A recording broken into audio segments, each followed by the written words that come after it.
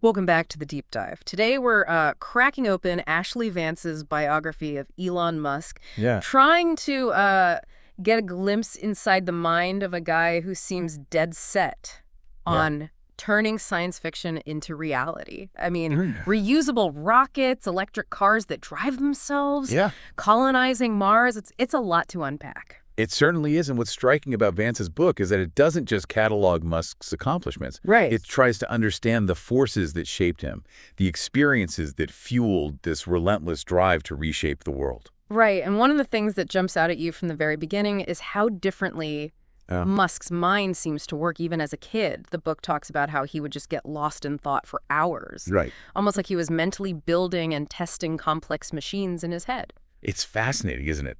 Vance describes it as a highly visual way of thinking. Yeah. Almost like he's running simulations before he even touched a computer. Oh, wow. And this ability to absorb and process information was evident early on. Think about it.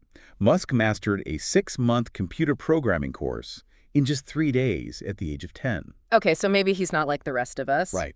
But what I found really interesting was how Vance connects Musk's childhood experiences to his later ambitions. Yeah. On the one hand, you have this incredible adventurous spirit passed down from his maternal grandfather, Joshua Haldeman, who led expeditions through the African wilderness and flew his family across continents in a single-engine plane. It's almost like something out of an adventure novel. Right. And it clearly left a mark on Musk, this sense that anything is possible if you're willing to push the boundaries. Yeah. But on the other hand, you have the complexities of his relationship with his father, Errol, Right. which Vance describes as emotionally challenging, even traumatic at times. Right, and it makes you wonder how those contrasting forces, the adventurous spirit and the need to overcome adversity, came together to shape Musk's worldview. It's like he took that sense of adventure and channeled it into a drive to solve problems, to prove himself. Right. To make a real impact on the world. And that's where his entrepreneurial journey really takes off. Vance traces this trajectory from his first venture, Zip2, which was essentially a precursor to Google Maps, to his role in revolutionizing online payments with PayPal. Right. What's interesting is that even in those early ventures, you can see glimpses of what Vance calls the Musk method. Yeah. This relentless drive for innovation, this willingness to challenge conventional wisdom, and this almost obsessive work ethic. Okay, let's dive into the Musk method a bit, because it comes up again and again throughout the book. Sure. What exactly does Vance mean by that, and how did it contribute to Musk's success? Well, it's a multifaceted approach, but a few key elements stand out. Okay. First, there's this focus on rapid iteration, borrowing from the software world's agile development methodology. Musk isn't afraid to fail fast and learn from those failures, constantly refining and improving his designs. And you see that so clearly in the early days of SpaceX, right? I mean, they had multiple launch failures, setbacks that would have crippled most companies. But Musk used those failures as opportunities to learn and improve, ultimately paving the way for their incredible success with reusable rockets. Exactly. He took this Silicon Valley mindset of constant iteration and applied it to industries like aerospace, which had traditionally been much slower to adapt and evolve. And that leads to the second element of the Musk method. This deep belief in the power of software-driven solutions. He sees software as the key to unlocking innovation in almost every field. Whether it's designing self-driving cars or optimizing rocket engines. That's where his bits and atoms approach comes in, right? Precisely. This idea that you can achieve groundbreaking results by seamlessly integrating software into complex machinery. And the third element of the Musk method is this vertical integration approach, controlling as much of the production process as possible. From raw materials to finished product, this gives him more control over quality and timelines, allowing him to push the pace of innovation much faster than traditional manufacturing models. And it's fascinating how that approach plays out differently in each of his companies. With SpaceX, it's about building everything from the rockets to the launch pads in-house. With Tesla, it's about developing their own battery technology and building out a vast network of supercharger stations. Right. It's about controlling the entire ecosystem, not just relying on existing infrastructure or suppliers. It's a risky strategy. It is. But it also allows him to move much faster and be more responsive to change. So you've got this unique Musk method, this childhood forged by both adventure and hardship, and this almost superhuman drive. But what I find really captivating about the book is how Vance explores the role of Musk's Mars ambition as the driving force behind all of this. Right. It's not just some side project. It's like this guiding star that shapes everything he does. Yeah, it's almost like a grand unifying theory for all of his endeavors. And it's not just about escaping Earth. It's about ensuring the long-term survival of humanity. Right, yeah. Musk sees colonizing Mars as a necessary step to safeguard our species against existential threats. Yeah. Whether it's climate change, asteroid impacts, or artificial intelligence gone awry. Okay, but let's be real for a second. Is colonizing Mars even feasible? That's a million-dollar question, isn't it? It is. Vance doesn't shy away from the immense challenges involved. Yeah. The technological hurdles, the sheer cost and complexity of such an undertaking. Sure. But he also highlights the progress SpaceX has already made. Right. Reusable rockets, increasingly powerful engines, and a growing understanding of how to make long-duration space travel sustainable. And it's not just about the technology. It's about creating a self-sustaining colony on another planet. Absolutely. Talk about audacious. And that's where Musk's vision really takes flight. He's not just thinking about getting to Mars. Right. He's thinking about building a new civilization, a backup plan for humanity in case things go south here on Earth. Oh, wow. It's a goal so grand, so seemingly impossible, that it attracts the best and brightest minds, inspiring them to push beyond perceived limitations. And it's interesting how that Mars ambition permeates the culture of his companies. Right. Vance talks about how even employees who aren't directly working on SpaceX projects are motivated by this larger goal. It gives their work a sense of purpose, a feeling that they're contributing to something much bigger than themselves. Right, and it's that sense of purpose that sets Musk apart from many other tech entrepreneurs. Yeah. He's not just building gadgets or social media platforms. He's tackling fundamental challenges, trying to solve existential problems. Wow. And whether he ultimately succeeds in colonizing Mars or not, the very pursuit of that goal is driving incredible innovation and pushing the boundaries of what's technologically possible. Okay, so we've covered a lot of ground here. Musk's unique thinking style, his adventurous yet challenging childhood, Right. his Musk method for disrupting industries, and his Mars ambition as this driving force behind it all. But one thing that keeps coming up in the book is the sense of duality, this almost paradoxical nature of Musk himself. On the one hand, he's this visionary leader with these grand ambitions. Right. But on the other hand, he's also incredibly hands-on, digging into the technical details, pushing himself and his employees to the limit. It's a fascinating dichotomy, isn't it? And Vance explores this tension throughout the book. Yeah. He shows how Musk's relentless drive can be both his greatest strength and his biggest weakness. Right. He's capable of achieving extraordinary things, but his methods can also be abrasive, even ruthless at times. Right. And that's where we start to see the potential downsides of the Musk method, this toll that it takes on his personal life, his relationships, and the well-being of those around him. And that's where we'll pick up in the next part of our deep dive. We'll explore the darker side of Musk's ambition. Okay. The sacrifices he's made and the ethical considerations that arise from his relentless pursuit of progress. Sounds good. All right. Can't wait. Yeah, me neither. It's interesting, because Vance doesn't shy away from portraying the human cost of Musk's ambition. We see it in the long hours, the relentless pressure to meet deadlines, Right. the blurring of boundaries between work and personal life. And it's not just speculation. Vance includes accounts from former employees, people who worked closely with Musk and experienced firsthand the intensity of his leadership style. Right.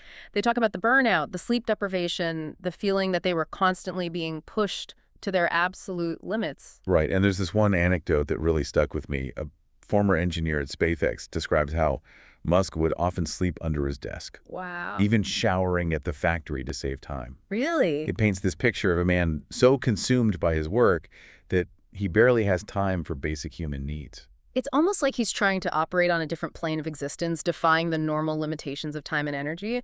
But it also makes you wonder about the sustainability of that approach. Can anyone truly function at that level of intensity in the long run? And that's the question that lingers throughout the book. Vance explores the impact of Musk's demanding work style on his relationships, his health, and even his emotional well-being. Right. We see the strain it puts on his marriages, Yeah. his struggles to connect with his children, and the moments of self-doubt and vulnerability that peek through this facade of unwavering determination. It humanizes him in a way, doesn't it?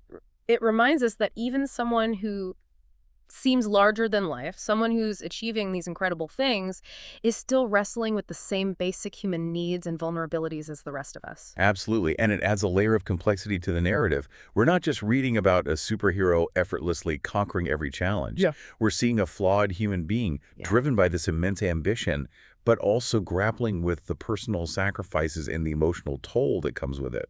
But it's not just about Musk's personal well-being. Vance also delves into the ethical considerations of his leadership style, particularly the impact on his employees. There are stories of people being pushed to their breaking point of a culture that sometimes prioritizes results over individual well-being. And that raises some uncomfortable questions. Is it ethical to demand so much from your employees, even if it's in the pursuit of some grand vision? Where do you draw the line between pushing people to achieve their best and exploiting their dedication? Right, and Vance doesn't offer easy answers. He presents these different perspectives, allowing the reader to wrestle with these complex issues, to consider the trade-offs between ambition and well-being, between the pursuit of progress and the human cost of achieving it. And it's interesting to see how Musk himself grapples with these questions.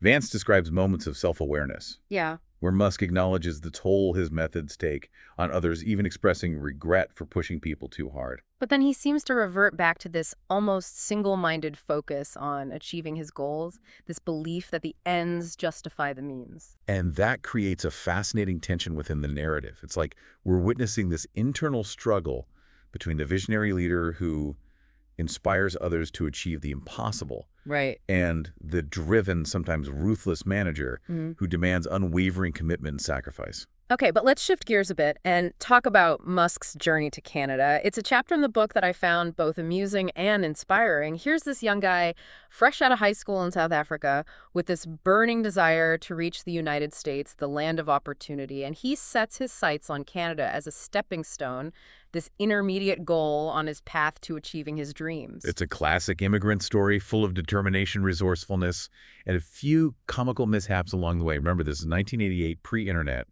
He basically arrives in Canada with very little money, a suitcase full of books, Oh, wow. and a phone book, hoping to track down his distant relatives. And of course, things don't go exactly as planned. Vance describes this almost slapstick series of events, missed connections, wrong turns, and even a brief stint sleeping on a park bench. But what shines through is Musk's resilience, his refusal to give up on his goal, even when faced with these unexpected obstacles. It's a testament to his character, his ability to adapt and overcome adversity. Yeah. He takes odd jobs, connects with distant family members, and eventually makes his way to Ontario, enrolling at Queen's University.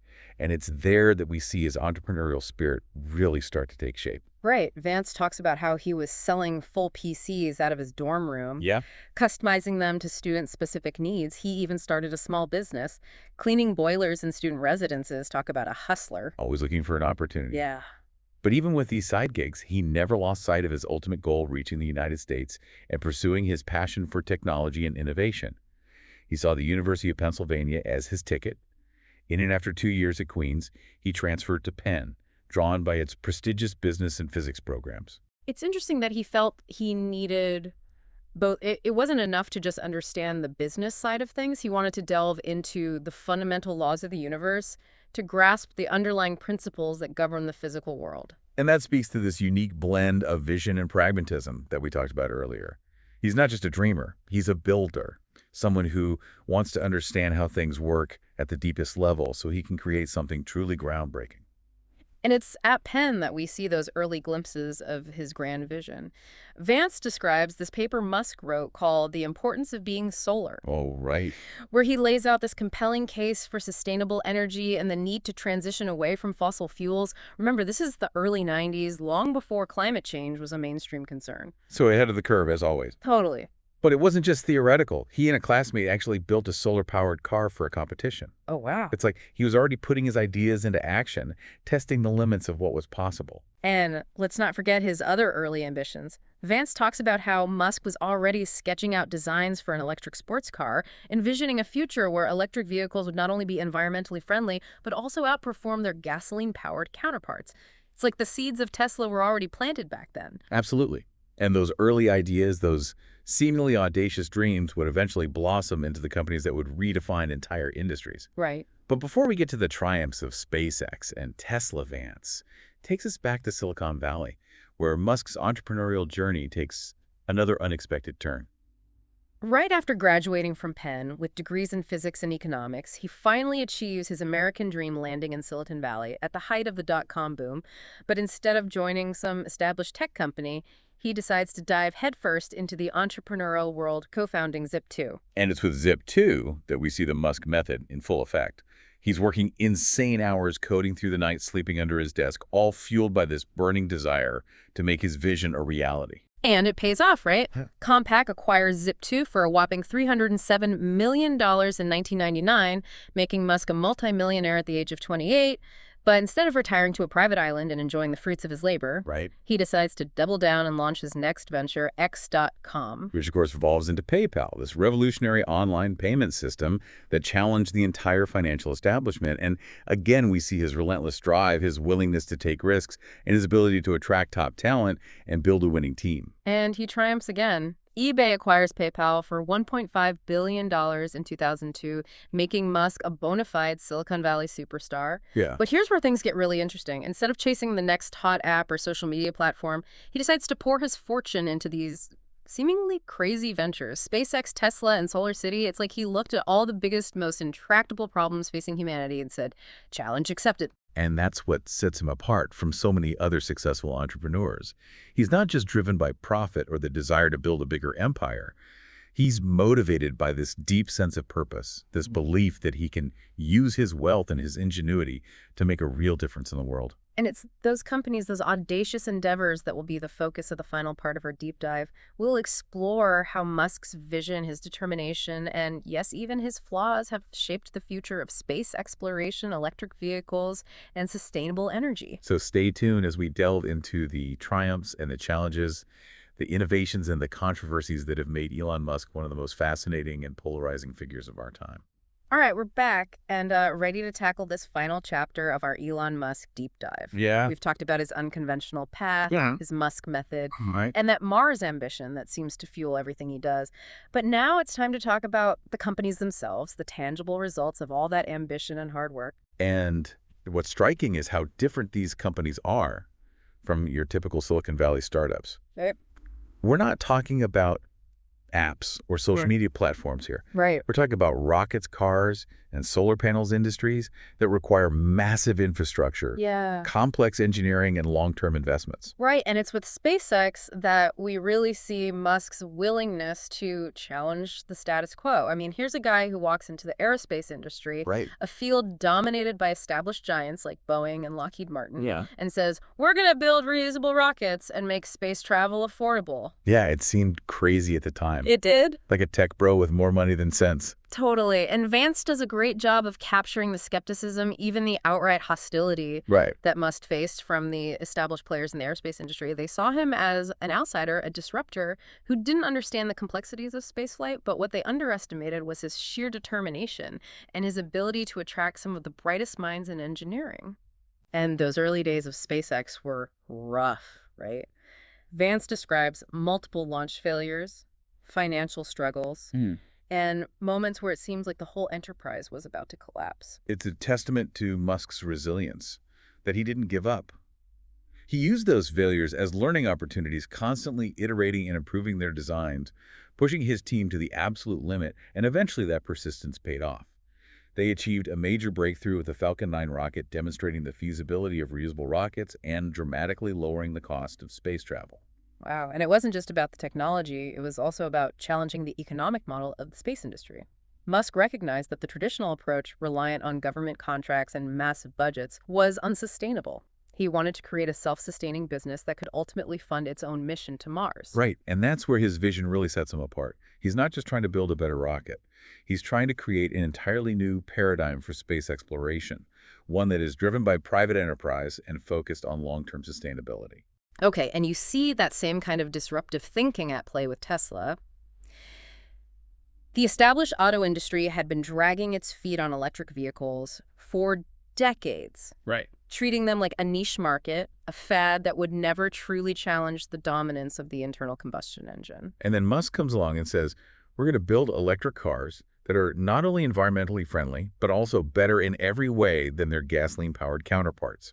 And he does it by focusing on performance design and technology, creating cars that people actually desire. Yeah, the Tesla Roadster was a game changer. Absolutely. A sleek sports car that could go from 0 to 60 in under 4 seconds, shattering the perception that electric vehicles had to be slow and boring. And then came the Model S, a luxury sedan with a range of over 300 miles on a single charge, packed with innovative features like a massive touchscreen display and over-the-air software updates. Right. And Tesla wasn't just disrupting the technology of car making. They were also challenging the entire business model. They sold their cars directly to consumers, bypassing the traditional dealership network. Wow. They focused on building out their own charging infrastructure with the supercharger network, and they embraced software as a core element of the car, constantly improving its performance and features through over-the-air updates. It's like they took the best practices from the tech world and applied them to the auto industry, creating this entirely new approach to building and selling cars. And it's been incredibly successful, forcing the established automakers to finally take electric vehicles seriously. Absolutely. Tesla has become a major force in the automotive industry, driving innovation, pushing the boundaries of what's possible with electric vehicles, and accelerating the transition towards a more sustainable transportation future. And then there's Solar City, which often gets overshadowed by SpaceX and Tesla. But it's equally important to Musk's vision for a sustainable future. The idea was to make solar energy more accessible and affordable for homeowners and businesses, breaking down the barriers to widespread adoption. And they did it by developing a unique financing model that allowed people to install solar panels on their roofs with little or no upfront cost. They also focused on integrating solar panels with battery storage, creating a more resilient and reliable energy system. And in 2016, Tesla acquired Solar City, further integrating Musk's vision for a sustainable energy future. It's all part of this larger plan to transition the world away from fossil fuels and towards a cleaner, more sustainable energy infrastructure. Right, and it's that interconnectedness, that grand vision that ties all of Musk's endeavors together. Yeah. He's not just building companies, he's trying to create a future where humanity is multiplanetary, where we're powered by renewable energy, and where technology is used to solve our biggest challenges. So what's the takeaway from all of this? What can we, the listeners, learn from Elon Musk's journey? Well, for one, it's a reminder that audacious goals can be incredibly powerful. Musk sets these seemingly impossible targets, colonizing Mars, revolutionizing transportation, transitioning the world to sustainable energy. And then he uses those goals as a driving force for innovation, attracting top talent and inspiring people to push beyond perceived limitations. It's like that famous quote from George Bernard Shaw: "The reasonable man adapts himself to the world. The unreasonable one persists in trying to adapt the world to himself. Therefore, all progress depends on the unreasonable man." Exactly. And Musk is the epitome of the unreasonable man. He refuses to accept the status quo. He challenges conventional wisdom, and he's willing to take massive risks to achieve his vision. But it's also important to remember that progress doesn't come without a cost. We've talked about the personal sacrifices Musk has made, the toll his ambition has taken on his relationships and his own well-being, and we've explored the ethical considerations of his leadership style, the potential downsides of pushing people too hard in the pursuit of a grand vision. Right, and that's the challenge for anyone who aspires to achieve greatness, finding that balance between ambition and well-being, between pushing boundaries and respecting limits.